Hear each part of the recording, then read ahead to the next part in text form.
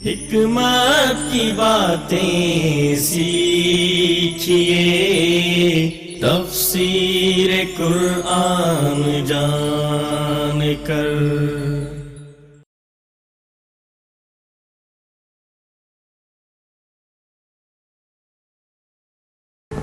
کیا آپ آج کوئی ارادہ کر سکتے ہیں کہ بھلائی کے کاموں میں بھاگ دوڑ کرنے کے لیے اپنے وقت کو، اپنی صلاحیت کو، اپنے مال کو والنٹیئر کرنا ہے انشاءاللہ؟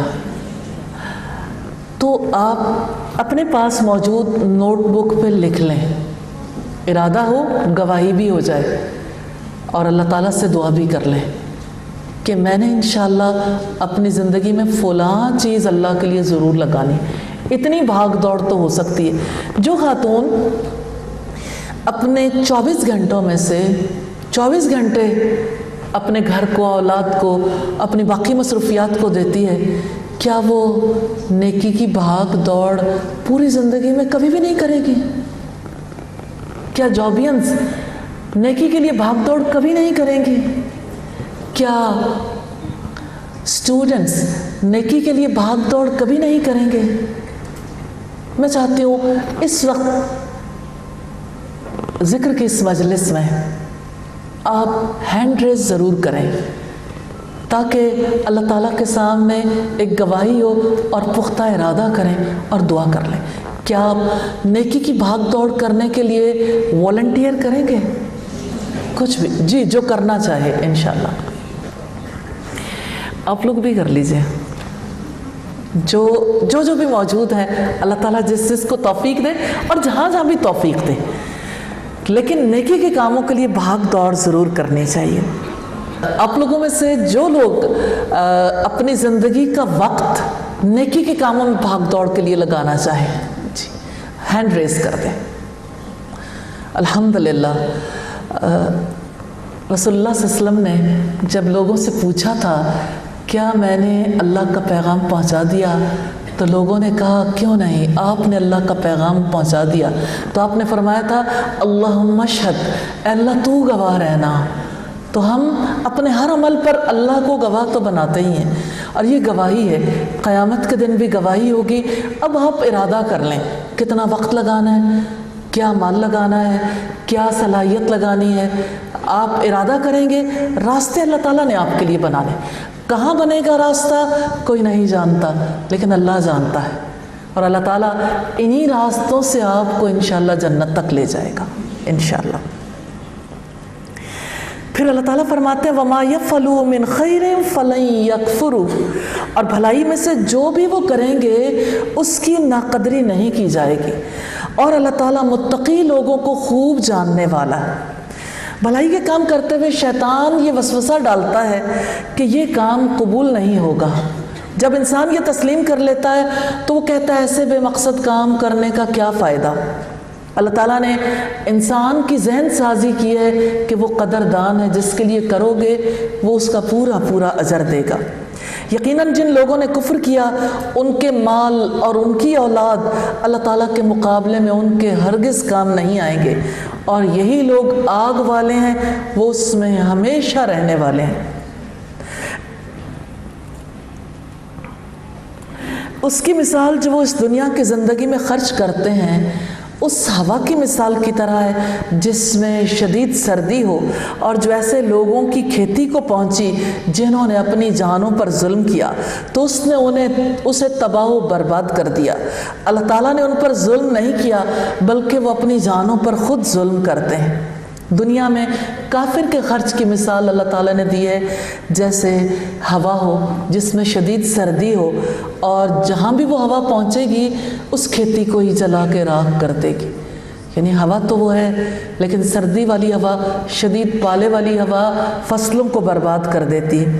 تو دنیا کی زندگی میں کافر اچھے مقاصد کے لیے خرچ کرتے ہیں، ایک ایسے کھیت کی طرح جو ہرا بھرا ہے، کٹائی کے لیے تیار ہے، لیکن اچانک برفانی ہوا چلتی ہے جو کھیت کو برباد کر کے رکھ دیتی ہے۔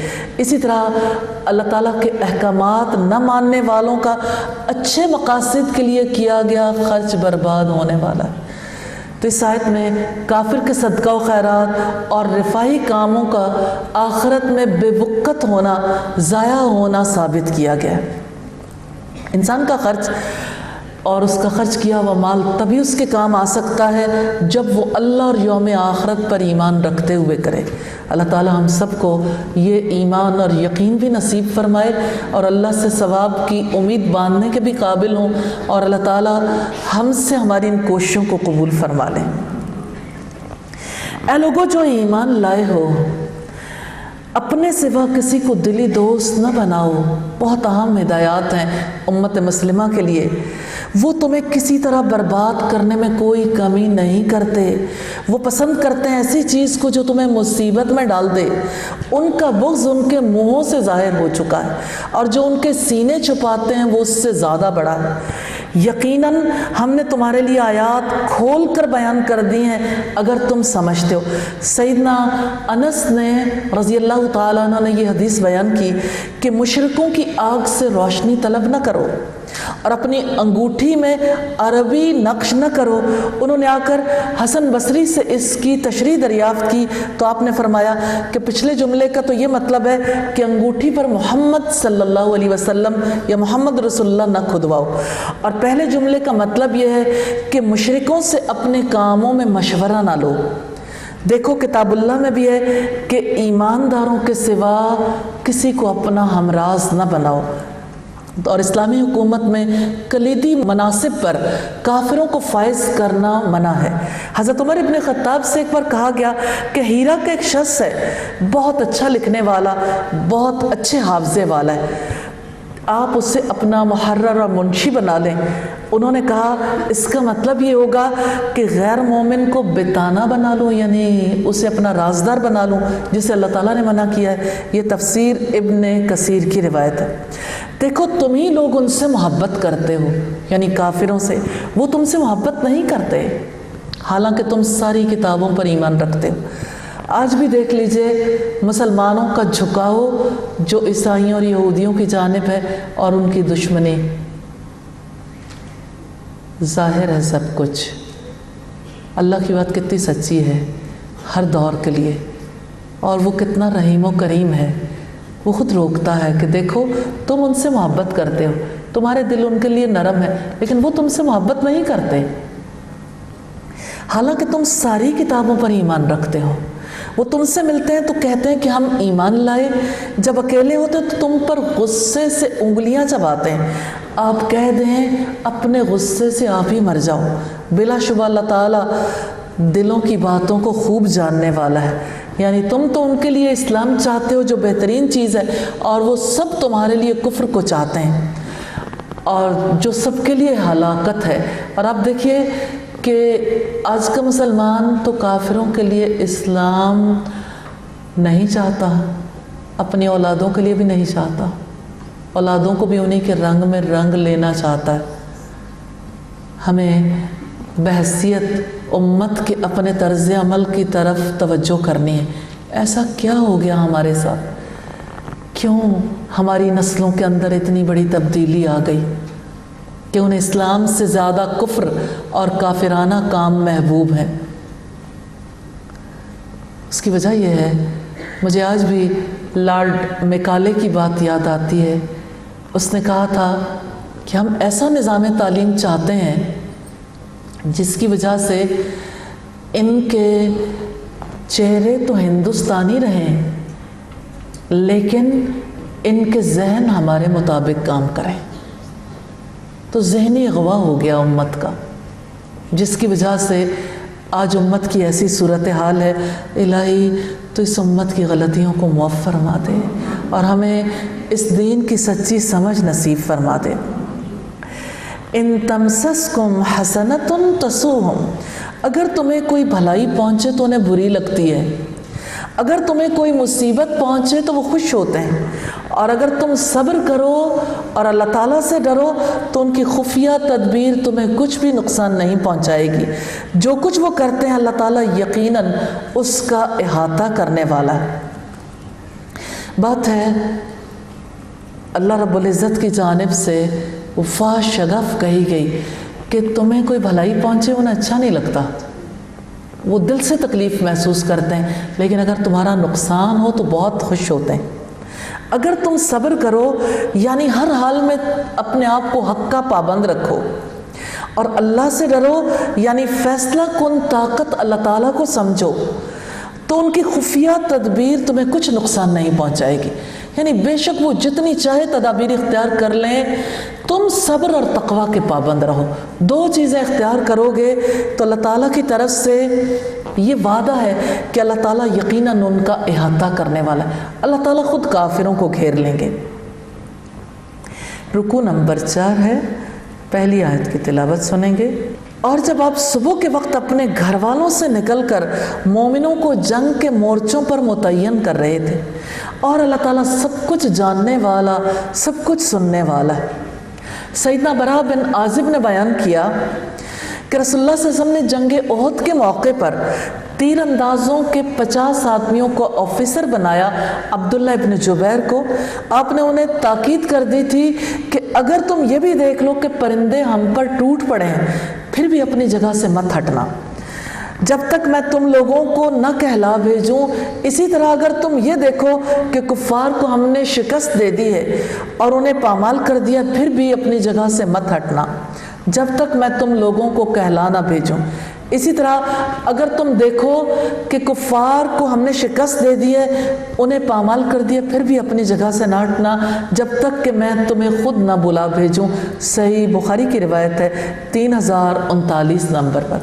آپ جانتے ہیں مسلمانوں کے ساتھ ایک بڑا حادثہ پیش آیا تھا غزوہ احد کے موقع پر، اور اللہ رب العزت نے صبح کی ایکٹیویٹی کو یہاں بیان کیا کہ جب تم مسلمانوں کو مورچوں پر متعین کر رہے تھے، اس وقت جو ہدایات رسول اللہ دے رہے تھے، آپ کے سپہ سالار ہونے، عظیم سپہ سالار ہونے کی بات اللہ رب العزت نے اپنی کتاب میں بیان کی ہے کہ کس طرح سے آپ انسٹرکشنز دے رہے تھے، اور اس سارے سلسلے کے بعد آخر مسلمانوں کی فتح شکست میں کیسے بدل گئی۔ آگے رب العزت نے فرمایا جب تم میں سے 2 جماعتیں ارادہ کر چکی تھیں کہ وہ ہمت ہار جائیں، حالانکہ اللہ تعالیٰ ان دونوں کا مددگار تھا، پس لازم ہے ایمان والے اللہ تعالیٰ ہی پر بھروسہ کریں۔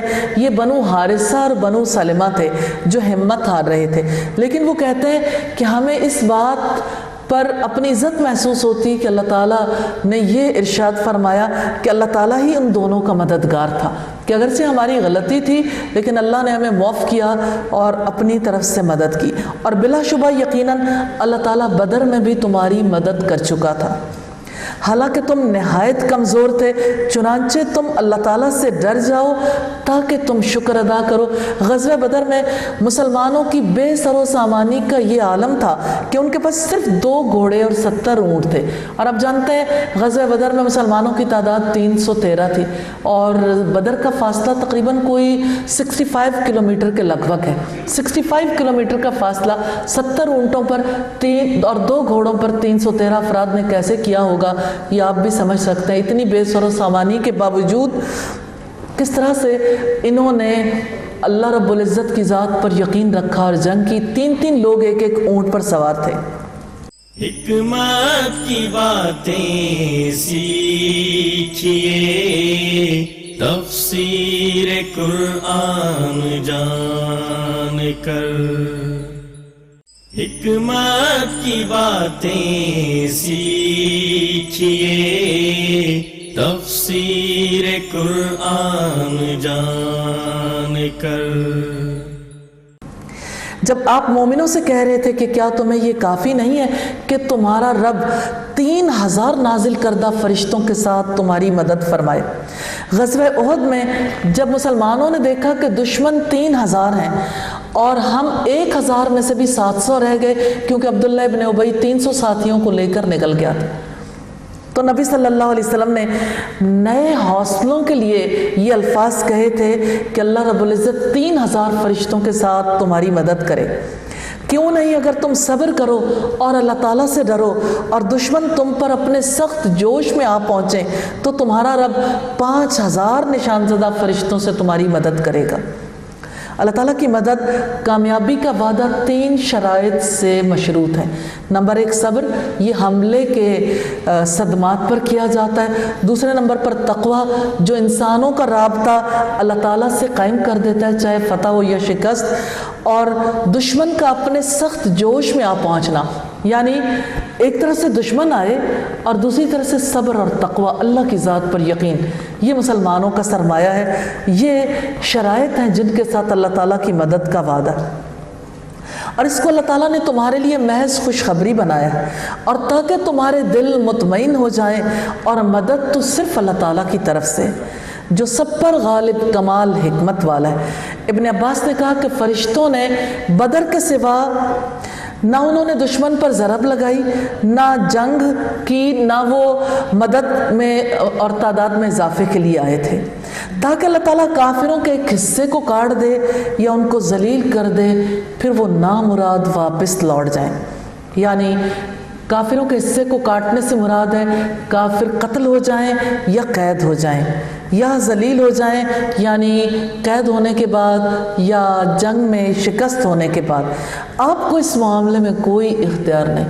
رسول اللہ سے خطاب ہے، لیس لک من الامر شیء، آپ کو اس معاملے میں کوئی اختیار نہیں، خواہ اللہ تعالیٰ ان کی توبہ قبول فرمائے یا ان کو عذاب دے، بلا شبہ وہی ظالم ہے۔ اس کا مطلب یہ ہے کہ رسول اللہ صلی اللہ علیہ وسلم کو ہدایت کے معاملے میں اختیار نہیں ہے، کیونکہ غزوہ احد میں رسول اللہ کے دانت شہید ہوئے تو آپ نے کہا وہ قوم کیسے فلاح پا سکتی ہے جو اپنے نبی کے چہرے کو خون آلودہ کر دے۔ تو اللہ رب العزت نے فوراً اس پر گرفت کی کہ آپ کا اختیار نہیں ہے ہدایت دینا، ولیکن اللہ یہدی من یشاء، اللہ جسے چاہتا ہے ہدایت دیتا ہے۔ اور جیسے قرآن حکیم میں رب العزت نے فرمایا، انک لا تہدی من احببت، تم اس کو ہدایت نہیں دے سکتے جسے تم پسند کرتے ہو، اللہ جسے چاہتا ہے ہدایت دیتا ہے۔ وَلِلَّهِ مَا فِي السَّمَاوَاتِ وَمَا فِي الْأَرْضِ، اور اللہ ہی کا ہے جو کچھ آسمانوں میں اور جو کچھ زمین میں ہے، وہ جس کو چاہتا ہے بخش دیتا ہے اور جس کو چاہتا ہے عذاب دیتا ہے۔ اللہ تعالیٰ بے حد بخشنے والا اور نہایت رحم والا ہے۔ رکوع نمبر 5 ہے، پہلی آیت کی تلاوت سنیں گے۔ جو ایمان لائے ہو، کئی گنا سود نہ کھاؤ جو دگنے کیے ہوئے ہوں، اور اللہ سے ڈرو تاکہ تم کامیاب ہو جاؤ۔ احد کی شکست کا ایک بڑا سبب مال کی حرص تھی، کیونکہ مسلمانوں کو جب پتہ چلا، جو 50 تیر اندازوں کا دستہ تھا، کہ مسلمان فتح یاب ہو گئے، تو مال غنیمت کے بارے میں انہیں شبہ ہوا کہ اگر ہم نہ گئے تو مال غنیمت حاصل نہیں کر سکیں گے۔ اس وجہ سے انہوں نے درہ چھوڑ دیا، اور پیچھے سے آ کے خالد بن ولید نے جب حملہ کیا 200 افراد کے ساتھ، تو اس موقع پر مسلمانوں کی فتح شکست میں بدل گئی، کیونکہ افراتفری پھیل گئی تھی۔ اس موقع پر اللہ رب العزت نے حکم دیا ہے کہ سود خوری سے باز آ جاؤ۔ لالچ اور دولت پرستی کی سب سے گھناؤنی صورت سود ہے، کیونکہ سود خور اپنے نفع کا دن رات حساب کتاب کرتا رہتا ہے۔ اس رویے کی وجہ سے روپے کی حرص اس کے اندر بڑھ جاتی ہے۔ اور جہاں تک ربا کا تعلق ہے، شریعت میں اس کی 2 قسمیں ہیں، اور رب العزت نے یہاں پہ ارشاد فرمایا کئی گنا سود جو دگنے کیے ہوئے ہوں۔ جاہلیت میں یہ ہوتا تھا کہ لوگ قرض کے لیے مہلت دیتے تھے، تو جتنی مہلت دیتے تھے اتنا ہی قرض بڑھا دیتے تھے، اس طرح قرض میں کئی گنا اضافہ ہو جاتا تھا۔ سود سے متعلق آیتوں میں 3 بار لفظ تقوی دہرایا گیا، گویا سود نہ لینا تقوی کی ایک اہم صفت ہے۔ اللہ تعالیٰ کا تقوی، اس کا خوف ہی وہ بنیاد ہے جو مومن کو سود نہ لینے کے لیے تیار کرتا ہے۔ اسی کی وجہ سے مومن حق کو اپناتا ہے، باطل کو چھوڑتا ہے۔ وَاتَّقُوا النَّارَ الَّتِي أُعِدَّتْ لِلْكَافِرِينَ، اس آگ سے ڈر جاؤ جو کافروں کے لیے تیار کی گئی۔ اس آیت میں کافر اسے قرار دیا گیا ہے جو حرام فعل یعنی سود خوری کا ارتکاب کرتا ہے، اور حقیقت یہ کہ سود کھانا بندے کو کبھی کفر تک لے جاتا ہے۔ وَأَطِيعُوا اللَّهَ وَالرَّسُولَ لَعَلَّكُمْ تُرْحَمُونَ، اور اللہ تعالیٰ کی اور اس کے رسول کی اطاعت کرو تاکہ تم پر رحم کیا جائے۔ لوگ گناہ کرتے ہیں اور کہتے ہیں اللہ تعالیٰ غفور و رحیم ہے۔ اللہ تعالیٰ نے اپنی رحمت کے لیے خاص بات بتا دی کہ اللہ اور اس کے رسول کی اطاعت کرو تاکہ تم پر رحم کیا جائے۔ اور اپنے رب کی مغفرت اور جنت کی طرف دوڑو. وَسَارِعُوا إِلَى مَغْفِرَةٍ مِّن رَّبِّكُمْ وَجَنَّةٍ عَرْضُهَا السَّمَاوَاتُ وَالْأَرْضُ أُعِدَّتْ لِلْمُتَّقِينَ. اپنے رب کی مغفرت اور جنت کی طرف دوڑو. لوگ کس جانب دوڑتے ہیں؟ دنیا کی جانب، دنیا کے مال کی جانب، دنیا میں عزت کی جانب. تو رب العزت نے جنت کی طرف دوڑنے کا حکم دیا ہے جس کی وسعت آسمان اور زمین جتنی ہے، جو اللہ سے ڈرنے والوں کے لیے تیار کی گئی ہے.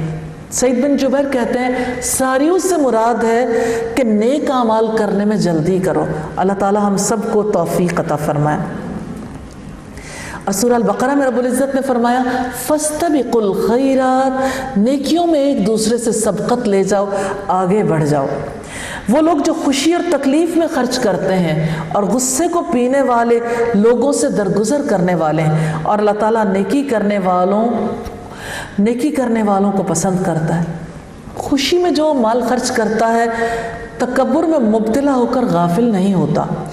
وہ ہر حال میں خوش ہوں یا مغموم ہوں، صحت مند ہوں یا بیمار، مالدار ہوں یا فقیر، اپنی حیثیت کے مطابق خرچ کرتے ہیں. اور غصے کو پینے والے ہوں، اللہ تعالیٰ فرماتے ہیں اے انسان، ابن ابی حاتم کی روایت ہے، غصے میں مجھے یاد کر لیا کرو، جب مجھے غصہ آئے گا تو تم مجھے بھی یاد آ جاؤ گے، اور میں ہلاک کرنے والوں کے ساتھ آپ کو ہلاک نہیں کروں گا.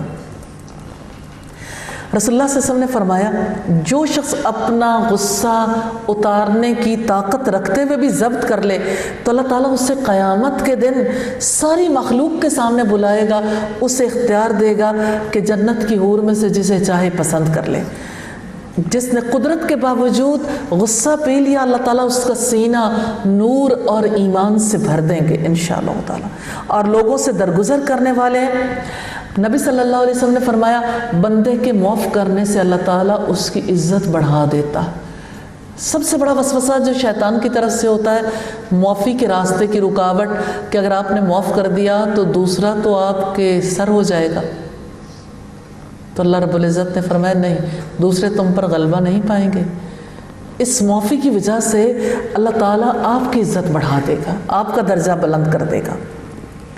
وہ ایسے لوگ ہیں جب کوئی برائی کر بیٹھیں یا اپنی جانوں پر ظلم کر بیٹھیں تو اللہ تعالیٰ کو یاد کرتے ہیں، پھر وہ اپنے گناہوں کے لیے بخشش مانگتے ہیں. اور اللہ تعالیٰ کے سوا گناہوں کو کون معاف کر سکتا ہے؟ اور اس پر جو انہوں نے کیا جان بوجھ کر اصرار نہیں کرتے. ہر برے اور بے حیائی کے کام کو فحش کہتے ہیں، جیسے فحش باتیں سننا، فحش بینی، فحش باتیں دیکھنا، میل ملاقات میں اللہ تعالیٰ کی حدود کا خیال نہ رکھنا، لباس میں حیا کے تقاضوں کا خیال نہ رکھنا، اور اسی طرح سے مسخرہ پن وغیرہ اختیار کرنا. سیدنا انس سے روایت رسول اللہ صلی اللہ علیہ وسلم نے فرمایا جس چیز میں بےہودگی ہوگی وہ اسے عیب دار کر دے گی، اور جس چیز میں حیا ہوگی وہ اسے خوبصورت بنا دے گی. یہ ترمذی کی روایت ہے. اور اللہ کے سوا کون ہے جو گناہوں کو معاف کر سکتا ہے؟ سیدنا عمر بن خطاب نے کہا رسول اللہ فرماتے ہیں جو شخص کامل وضو کر کے اشہد ان لا الہ الا اللہ وحدہ لا شریک لہ واشہد ان محمدا عبدہ ورسولہ پڑھے، اس کے لیے جنت کے 8 دروازے کھول دیے جاتے ہیں، جس سے چاہے چلا جائے. حقیقت یہ ہے جیسے سیدنا عثمان بن عفان نے فرمایا کہ جو لوگ سنت کے مطابق وضو کرتے ہیں، میں نے نبی صلی اللہ علیہ وسلم سے سنا ہے جو شخص مجھ جیسا وضو کرے پھر 2 رکعت نماز ادا کرے جس میں اپنے دل سے باتیں نہ کرے، یعنی خیالات میں مصروف نہ ہو، تو اللہ تعالیٰ اس کے تمام گناہ معاف کر دیتا ہے. بخاری اور مسلم کی روایت ہے یا ارحم الراحمین ہمیں ایسا وضو اور ایسی نمازیں نصیب فرما دیجیے. یہی لوگ ہیں جن کا بدلہ اپنے رب کی طرف سے مغفرت اور جنتیں ہیں جن کے نیچے سے نہریں جاری ہیں، ان میں وہ ہمیشہ رہنے والے ہیں، اور کیسا اچھا بدلہ ہے عمل کرنے والوں کے لیے. مقاتل بن حیان کا قول ہے اجر العاملین جو ہے اللہ تعالیٰ کی اطاعت کرنے والوں کا بدلہ ہے اور وہ جنت ہے. یہ فتح القدیر کی روایت ہے. تم سے پہلے بھی بہت سے طریقے گزر چکے ہیں، سو تم زمین میں چل کر دیکھو کہ جھٹلانے والوں کا کیسا انجام ہوا. تو بات ہے سنن کی، طریقوں کی. سنت وہ طریقہ ہوتا ہے جس پر کوئی فرد یا جماعت ہوتی ہے، اور اللہ کی سنن سے مراد مخلوق کے بارے میں اس کے طریقے، اس کے قانون جو ماضی میں مخلوق کے بارے میں جاری رہے۔ ھذا بیان للناس وہدی، لوگوں کے لیے یہ بیان ہے اور اللہ سے ڈرنے والوں کے لیے ہدایت اور نصیحت ہے۔ اور نہ تم ہمت ہارو اور نہ غم کرو، تم ہی غالب رہو گے اگر تم مومن ہو۔ اگر تمہیں چوٹ لگی ہے تو انہیں بھی یقیناً تمہاری جیسی چوٹ لگ چکی ہے، اور یہ دن ہے جنہیں ہم لوگوں کے درمیان گھماتے رہتے ہیں، اور تاکہ اللہ تعالیٰ ان لوگوں کو جان لے جو ایمان لائے اور تم میں سے بعض کو شہید بنا لے، اور اللہ تعالیٰ ظالموں سے محبت نہیں کرتا، اور تاکہ اللہ تعالیٰ ان لوگوں کو خالص کر لے جو ایمان لائے اور کافروں کو مٹا دے۔ کافروں کو مٹانے کے لیے اللہ تعالیٰ کا طریقہ کار عجیب رہا ہے۔ اللہ تعالیٰ وقتی فتح سے انہیں تکبر اور سرکشی میں مبتلا کر دیتا ہے، یہی چیز ان کی ہلاکت اور بربادی کا سبب بن جاتی ہے۔ ام حسبتم من تدخلوا الجنہ، کیا تم یہ گمان کرتے ہو کہ تم یوں ہی جنت میں داخل ہو جاؤ گے، حالانکہ اللہ تعالیٰ نے ابھی تک ان کو نہیں جانا جنہوں نے تم میں سے جہاد کیا، اور تاکہ وہ جان لے صبر کرنے والوں کو۔ اس آیت سے یہ پتہ چلتا ہے کہ اللہ کی راہ میں آزمائش لازم ہے۔ یہ صبر میدان جنگ میں بھی ہوتا ہے، روزمرہ زندگی میں بھی۔ مکی دور میں مسلمانوں پر کفار مکہ کی طرف سے بے پناہ مظالم، بے پناہ مصائب ڈھائے جاتے رہے، اور مسلمانوں نے ان پر صبر کیا تو اللہ تعالیٰ صبر کی آزمائش کرنا چاہتے ہیں۔ اور بلا شبہ یقیناً تم موت کی تمنا کیا کرتے تھے، اس سے پہلے کہ تم ملو اس سے تو یقیناً تم نے اسے اس حال میں دیکھ لیا کہ تم آنکھوں سے دیکھ رہے تھے۔ صحابہ کرام میں جو لوگ غزوہ بدر میں شریک نہیں ہو سکے تھے وہ شہادت کی تمنا رکھتے تھے، انہوں نے رسول اللہ صلی اللہ علیہ وسلم کو مدینہ سے باہر نکل کر جہاد کرنے کا مشورہ دیا تھا۔ تو رب العزت نے فرمایا کہ تم تو موت کی تمنا کرتے تھے، اب دیکھ لو کہ اللہ نے تمہیں وہ موقع دے دیا ہے، اور تم نے اپنی آنکھوں سے اس سارے منظر کو بھی دیکھ لیا۔ حکمت کی باتیں سیکھیے، تفسیر قرآن جان کر، حکمت کی باتیں سیکھیے، تفسیر قرآن جان کر۔ رکوع نمبر 6 ہے، آئیے پہلی آیت کی تلاوت سنتے ہیں۔ ما محمد الا رسول، اور نہیں ہے محمد مگر ایک رسول۔ یقیناً اس سے پہلے بھی کئی رسول گزر چکے ہیں، تو کیا اگر وہ وفات پا جائے یا قتل کر دیا جائے تو تم اپنی ایڑیوں کے بل پلٹ جاؤ گے؟ اور جو شخص اپنی ایڑیوں پر پلٹے گا تو اللہ تعالیٰ کو ہرگز کوئی نقصان نہیں پہنچائے گا، اور عنقریب اللہ تعالیٰ شکر کرنے والوں کو جزا دے گا۔ احد کے میدان میں ایک شخص نے آواز دی تھی کہ محمد قتل ہو گئے ہیں، نعوذ باللہ۔ یہ سنتے ہی مسلمانوں کے ذہن میں خیال آیا کہ مشرکوں کے ساتھ جنگ کرنے کا کیا فائدہ ہے۔ یہ ذہنی تبدیلی تھی جس کی وجہ سے احد کے معرکے میں مسلمان شکست کھا رہے تھے، ذہنی طور پر پسپا ہو گئے تھے۔ اس پر اللہ تعالیٰ نے فرمایا کہ موت تو ہر ایک کو آنی ہے، اگر محمد صلی اللہ علیہ وسلم قتل کر دیے جائیں یا وفات پا جائیں تو کیا تم الٹے پاؤں پھر جاؤ گے، یعنی اسلام سے کفر کی طرف پلٹ جاؤ گے؟ تو اللہ تعالیٰ شکر کرنے والوں کو جزا دے گا، یعنی جو اللہ کے انعام اسلام کو پا کر اس پر عمل کرے گا اللہ تعالیٰ اس کی قدردانی کریں گے۔ اور کسی جان کے لیے کبھی ممکن نہیں کہ وہ اللہ کے حکم کے بغیر مر جائے، مقررہ وقت لکھا ہوا ہے، اور جو کوئی دنیا کا بدلہ ہی چاہتا ہے ہم اسے دنیا میں ہی دیں گے، اور جو آخرت کا بدلہ چاہے گا ہم اسے آخرت میں دیں گے، اور بہت جلد ہم شکر کرنے والوں کو جزا دیں گے۔ دنیا کا مال یعنی مال غنیمت، دنیا کا رزق، اور آخرت کا بدلہ، اس سے مراد عمل کی جزا ہے، اس سے مراد جنت ہے۔ اور کتنے ہی نبی تھے جن کے ساتھ مل کر بہت سے رب والوں نے جنگ کی، اور اس کے لیے جو اللہ کی راہ میں انہیں تکلیف پہنچی انہوں نے ہمت نہیں ہاری، نہ وہ کمزور پڑے، نہ انہوں نے عاجزی دکھائی، اور اللہ تعالیٰ صبر کرنے والوں سے محبت رکھتا ہے۔ غزوہ احد میں رسول اللہ کی شہادت کی خبر سن کر 70 افراد شہید کروا کر لوگوں کی ہمتیں پست ہو گئی تھیں، میدان جنگ سے بھاگ کھڑے ہوئے، انہوں نے کمزوری دکھائی، لیکن دشمن کا دباؤ قبول کر لینے کے باوجود نبی صلی اللہ علیہ وسلم نے جب لوگوں کو اللہ کا حکم سنایا، موٹیویٹ کیا، تو اس کے بعد مسلمان اگلی صبح حمراء الاسد تک جانے کے لیے تیار ہو گئے، حالانکہ وہ زخموں سے چور چور تھے۔ اللہ رب العزت نے یہاں بیان کیا ہے کہ جب کبھی اللہ کے نبیوں کے ساتھ کسی نے جنگ کی تو انہوں نے ہمت نہیں ہاری، انہوں نے بزدلی نہیں دکھائی، اور ان کی دعا اس کے سوا کچھ نہیں تھی، اے ہمارے رب ہمارے گناہوں کو بخش دیجئے اور ہمارے کام میں ہماری زیادتی کو بھی، اور آپ ہمیں ثابت قدم رکھیں اور کافروں کے مقابلے میں ہماری مدد فرمائیں۔ زیادتی اسراف کو کہتے ہیں، یعنی جو حد سے گزر جائے، اس سے مراد کبیرہ گناہ ہے اور گناہوں سے مراد صغیرہ گناہ ہے۔ تو اللہ تعالیٰ نے ان کو دنیا کا بدلہ بھی دیا اور آخرت کا اچھا بدلہ بھی۔ واللہ یحب المحسنین، اللہ تعالیٰ نیکی کرنے والوں سے محبت رکھتا ہے۔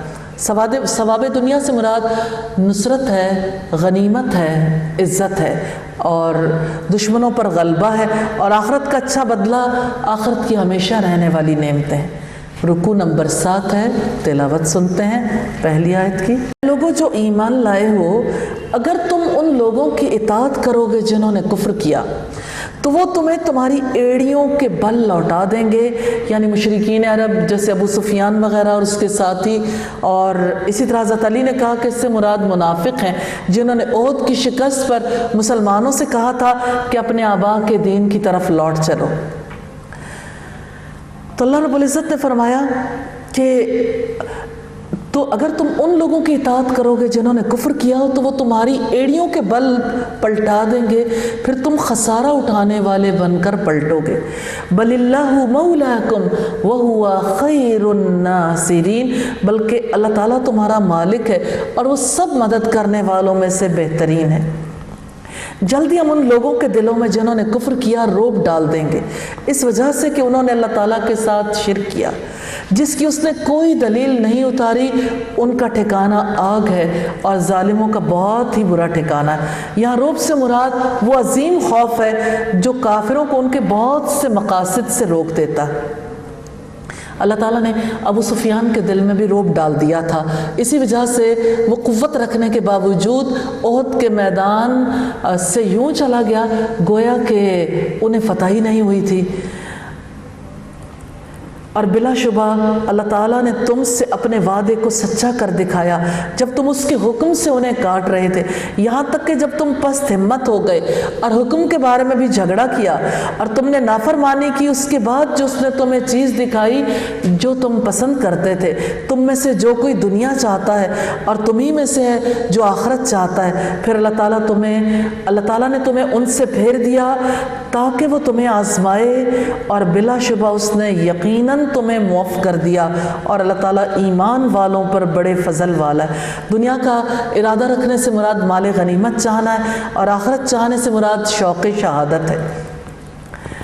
جب تم دور چلے جا رہے تھے اور مڑ کر کسی ایک کو بھی نہیں دیکھتے تھے اور رسول تمہیں تمہاری پچھلی جماعت میں پکار رہا تھا تو اس نے بدلے میں تمہیں غم کے ساتھ اور غم دیا تاکہ تم اس پر غم نہ کرو جو تمہارے ہاتھ سے نکل گیا، اور نہ اس پر جو تمہیں مصیبت پہنچی، اور اللہ تعالیٰ تمہاری پوری خبر رکھنے والا ہے اس کی جو تم عمل کرتے ہو۔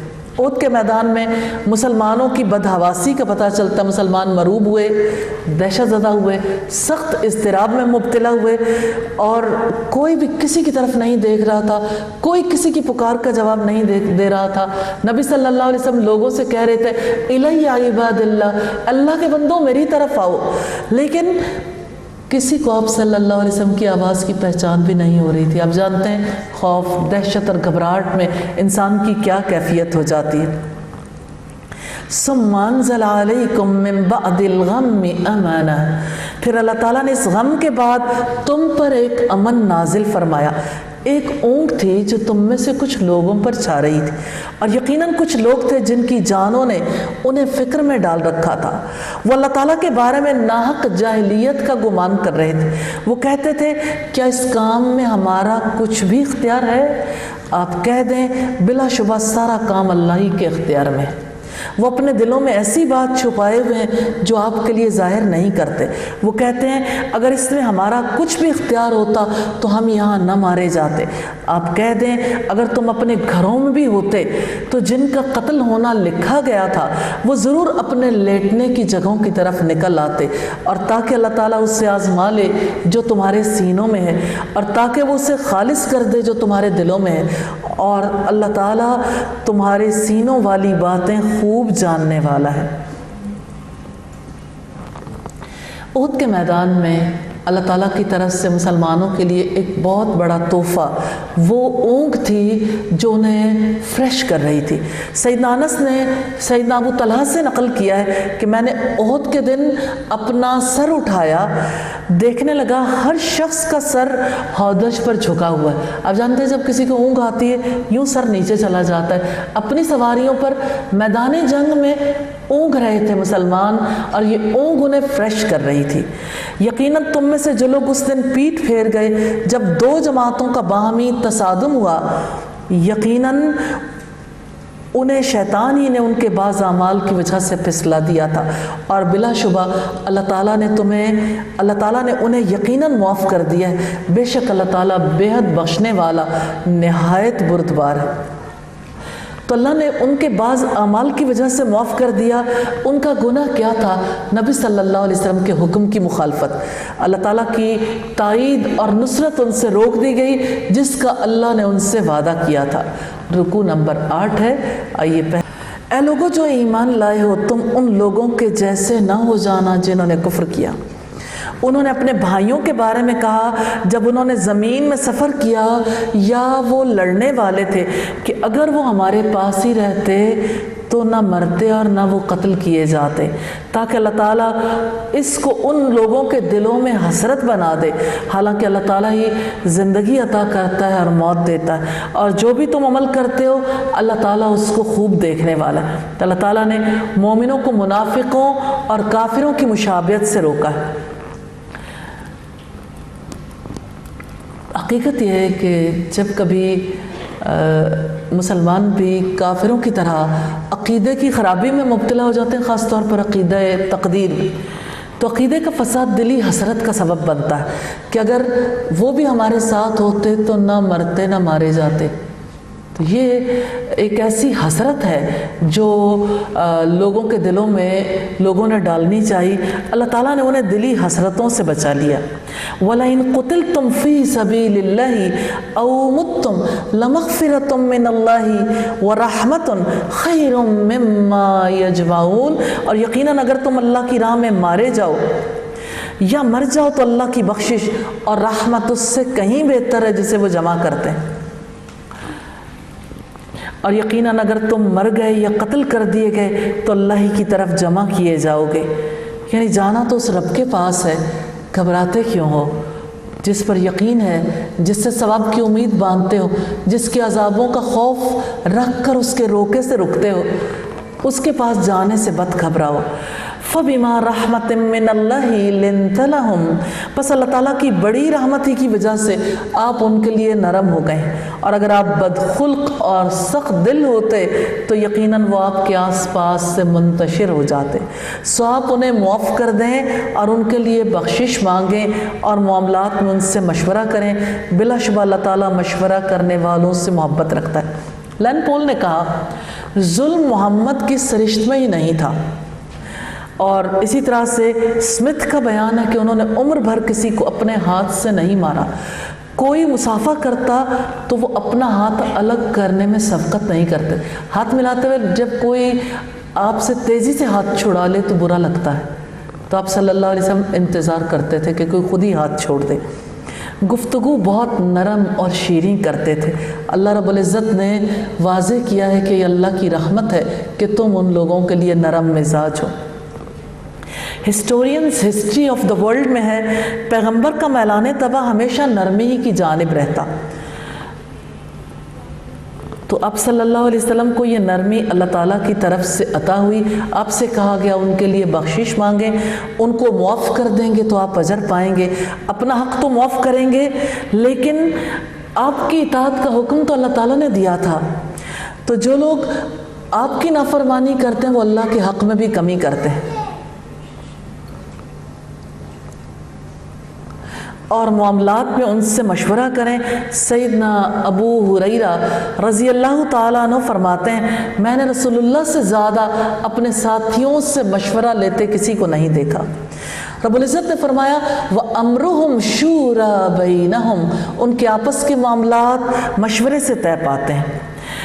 نبی صلی اللہ علیہ وسلم نے فرمایا جس نے استخارہ کیا وہ نامراد نہیں ہوگا، یعنی خیر کا مشورہ طلب کیا اسے ندامت نہیں ہوگی۔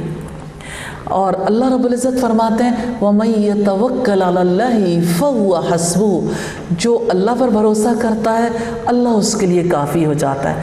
اگر اللہ تعالیٰ تمہاری مدد فرمائے تو کوئی تم پر غالب آنے والا نہیں، اور اگر وہ تمہارا ساتھ چھوڑ دے تو اس کے بعد کون ہے جو تمہاری مدد کرے گا۔ اور ایمان والوں پر تو لازم ہے کہ اللہ تعالیٰ پر بھروسہ کرے۔ ایمان کا تقاضا ہے کہ مومن اللہ تعالیٰ پر اعتماد رکھے، اسی پر توکل کرے، یہ دل کی عبادت ہے۔ اللہ تعالیٰ پر توکل کرنا ہی توحید ہے، کسی دوسرے پر توکل کرنا، اعتماد کرنا یہی شرک ہے۔